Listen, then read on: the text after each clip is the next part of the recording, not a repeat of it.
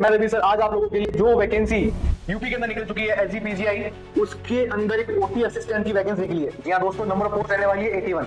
बहुत से बच्चों की क्वेरी आ रही थी कि हम लोग यूपी से बाहर के स्टेट क्या है, राजस्थान, बिहार, पंजाब, हरियाणा, दिल्ली, क्या हम लोग फॉर्म भर सकते हैं, नहीं भर सकते? जी हाँ दोस्तों, आप लोग फॉर्म भर भी सकते हैं और आप उसकी तैयारी इसी प्लेटफॉर्म से कर भी सकते हैं।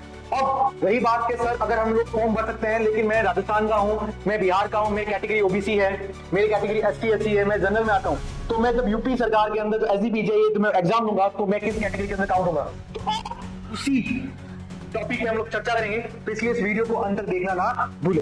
सबसे पहले अगर कोई भी बच्चा ओटी असिस्टेंट का कोर्स करना चाहता है तो हमने आप लोगों के लिए बहुत भारी डिस्काउंट छोड़ा है। जो 4000 का कोर्स था, उस कोर्स को हमने 1499 के अंदर, मात्र 1499 के अंदर लॉन्च कर दिया है, जो आप लोगों के लिए आपकी किस्मत गेम चेंजर है। एक तरह का गेम चेंजर है, जो बहुत मजा आने वाला है इन क्वेश्चन को देखते हुए। क्लियर?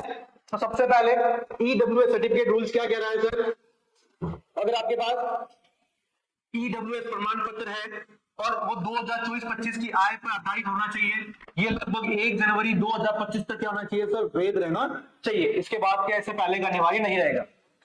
वैलिड सर्टिफिकेट रिक्वायर्ड केवल यूपी गवर्नमेंट है, उन्हीं का रहने वाला है। यूपी गवर्नमेंट का जो डोमिसाइल सर्टिफिकेट है, रिजर्वेशन सर्टिफिकेट है, सर्टिफिकेट यूपी गवर्नमेंट पोर्टल पर ऑनलाइन वेरीफाइड होना चाहिए सर।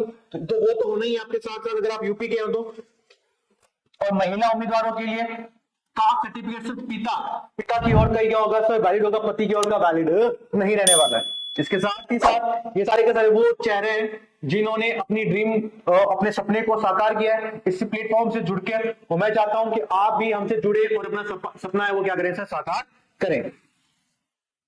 पॉलिसी चेंजेस, यदि भविष्य में यूपी सरकार की नीति बदलती है तो नया नियम भी स्वतः लागू हो जाएगा, जो भी आपका रहने वाला है।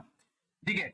जो भी दिव्यांग है, पीडब्ल्यूडी है, एक्स सर्विसमैन है, फ्रीडम फाइटर है, डिपार्टमेंट है, उनको यूपी एक्ट 1993 अमेंडेड एक्ट द्वारा अनुसार होगा उनका, तो वो सारा यूपी सरकार अपने अकॉर्डिंग करेगी, उसमें कोई दिक्कत नहीं है।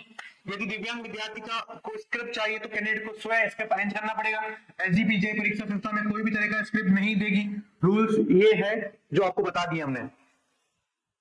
कोर्स बहुत अच्छा है बच्चों, ज्वाइन करें, आप अपना सिलेक्शन सुनिश्चित करें। और रात को 9 बजे ओटी असिस्टेंट की भी मैं क्लासे लेके आ रहा हूं, जो आप लोगों के लिए बहुत इंपॉर्टेंट वाली है। इसलिए चैनल को लाइक, शेयर, सब्सक्राइब कर देना, बेल आइकन भी दबा देना।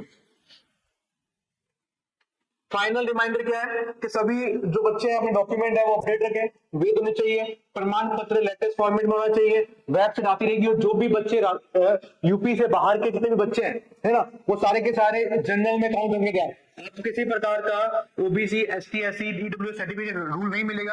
अगर आप यूपी के हो, आपके पास डोमिसाइल यूपी का, तब आप वैलिड है, नहीं तो यूपी के बाहर कोई भी स्टेट होगा तो आप जनरल में काउंट होंगे। तो पूरी की पूरी में हमारे पास इंफॉर्मेशन थी कास्टिंग के लिए। तो आप से ही निवेदन है, अच्छे से पढ़ें, मेंटली फिट रहें। जल्दी क्लास लेके आ रहा हूं ओटी असिस्टेंट की, जो आप लोगों के लिए एसजीपीजीआई के एग्जाम को क्रैक करने के लिए बहुत ज्यादा इंपॉर्टेंट होने वाली है। Thank you so much.